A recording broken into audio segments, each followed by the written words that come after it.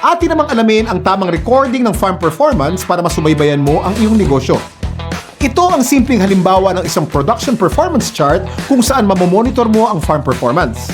Dito mo rin maaring tingnan kung tugma ba ang paglaki ng mga baboy sa inaasahang timbang at kung kumukonsumo ba sila ng tamang dami ng pagkain.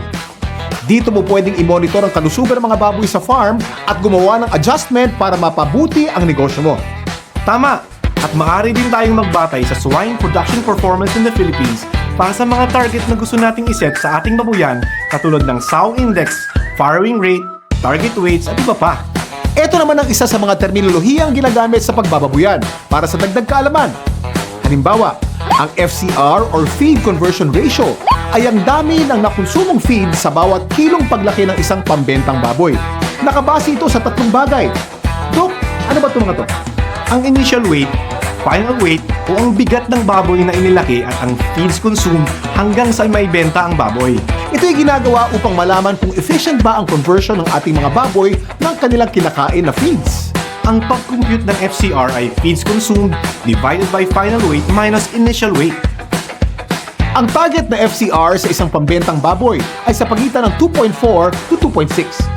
Kaya kung ang FCR ng isang baboy ay mababa, ibig sabihin nun ay mas matipid ito sa pagkain. Ang ADG naman o average daily gain ay ang binibigat ng isang baboy bawat araw. Kung mas mataas ang ADG, ibig sabihin mas mabilis lumaki ang ating mga baboy. Base sa swine production performance in the Philippines, ang target na bilang ng maibebentang baboy mula sa isang inahin ay 20 kada taon. Makukuha ang PSSY o Pig Sold per Sow per Year ng isang babuyan sa pamamagitan ng farrowing index, bilang ng ipinanganak na nabuhay, pre-weaning survival rate at post-weaning survival rate.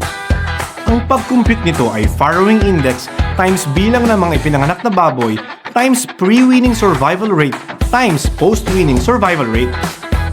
Pinapakita ng mataas na PSSY ang magandang kabuuang produksyon ng isang babuyan. Mas mataas na pig sold per sow per year or PSSY, mas maraming benta. Kailangan lang tamang pagre-record ng kalagayan ng mga baboy sa farm para masiguro ang tamang paglaki ng mga baboy.